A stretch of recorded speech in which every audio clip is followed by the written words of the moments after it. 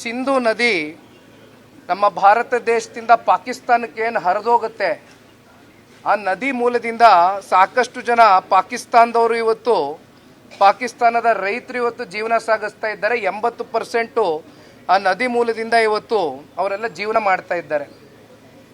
ಅದನ್ನು ಇವತ್ತು ಒಂದು ಸಸ್ಪೆನ್ಷನ್ನಲ್ಲಿ ಇವತ್ತು ಇಟ್ಟಿದ್ದಾರೆ ಗೌರವಾನ್ವಿತ ಪ್ರಧಾನಮಂತ್ರಿಗಳು.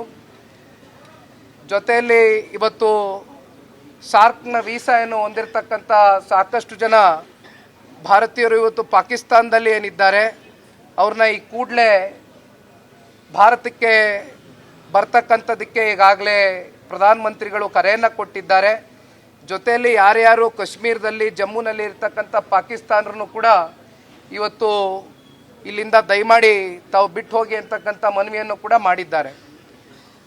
ಬಹುಶಃ ಇವೆಲ್ಲವನ್ನು ನೋಡಿದಾಗ ಒಂದು ದಿಟ್ಟವಾದಂಥ ದೃಢವಾದಂಥ ಒಂದು ಹೆಜ್ಜೆಯನ್ನು ಗೌರವಾನ್ವಿತ ಪ್ರಧಾನಮಂತ್ರಿಗಳು ಇಟ್ಟಿದ್ದಾರೆ ಅಂತಕ್ಕಂಥದ್ದನ್ನು ನಾವು ಭಾವಿಸಿದ್ದೇವೆ.